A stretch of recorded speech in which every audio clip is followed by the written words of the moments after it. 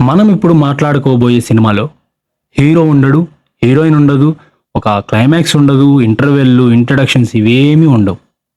మరి ఏముందని ఈ సినిమాని ఆస్కార్‌కి నామినేట్ చేశారు? Hi movie lovers! Today topic is about 'wild tales'. ఇదొక స్పానిష్ మూవీ. అమెజాన్ ప్రైమ్‌లో అవైలబుల్‌గా ఉంది. You can watch it from there with English subtitles. నా ఫేవరెట్ మూవీస్‌లో ఈ మూవీ టాప్ 3లో ఉంటది. మూవీ ప్లాట్‌లోకి వెళ్తే తన కోపమే తన శత్రువు.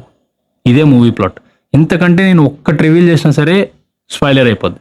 మనకున్న సినిమాటిక్ నాలెడ్జ్‌లో ఏంటంటే ఏ సినిమా అయినా సరే ఒక హాఫ్ అన్ అవర్‌కో లేదా ఒక 1 అవర్‌కో ఆ స్టోరీ ప్లాట్ తెలిసేంత వరకు మనకి ఒక ఎక్సైట్‌మెంట్ క్రియేట్ అయిద్ది. లేదా ఆ స్టోరీ నచ్చుతది. ఆ ప్లాట్ నచ్చుతది. బట్ ఈ మూవీలో ఏంటంటే ఫస్ట్ 5 మినిట్స్‌కే మనకి ఒక థ్రిల్ ఫీల్ వస్తది. ఇంకా అక్కడి నుంచి త్రూ ఎండ్ వరకి మీకు ఆ వైబ్ పోదు. ప్రతి సీను, ప్రతి ఎపిసోడ్ ఒక్కొక్క ఎలిమెంట్ చెప్తానే ఉంటది. ఈ మూవీ అసలు మన సినిమాటిక్ ఫార్మాట్‌లో ఉండదు.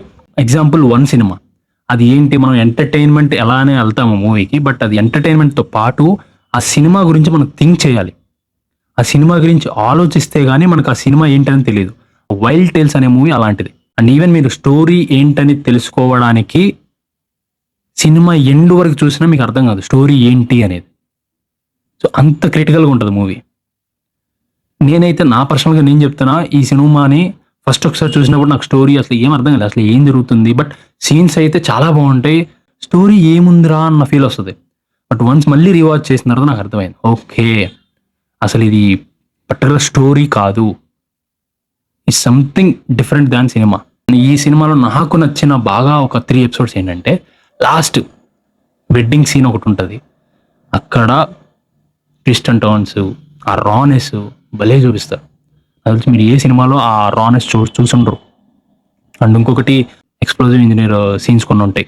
అదైతే అసల ఒక కమర్షియల్ ఎలివేషన్ అంటాం కదా! అది పర్ఫెక్ట్‌గా ఉంటది. అండ్ థర్డ్ వచ్చి ఒక కార్ సీన్స్ ఉంటది. కార్ సీన్ దగ్గర కొన్ని ఎలిమెంట్స్ జరుగుతా ఉంటాయి. అదైతే అసల పీక్స్.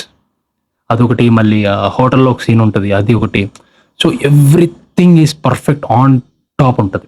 ఒక మనిషికి కోపం వస్తే ఎటువంటి సిట్యుయేషన్స్ జరుగుతాయి అన్న పాయింట్ బాగా చెప్తారు. అండ్ ఐ విష్ దట్ ఇలాంటి మూవీస్ మన టాలీవుడ్‌లో కూడా వస్తే మనకి బాగా అడిక్ట్ అయిన ఈ కమర్షియల్ ఫార్మాట్‌ని బ్రేక్ చేసి డిఫరెంట్ సినిమాటిక్ విజన్ కూడా వస్తదని చెప్పి నా ఫీలింగ్.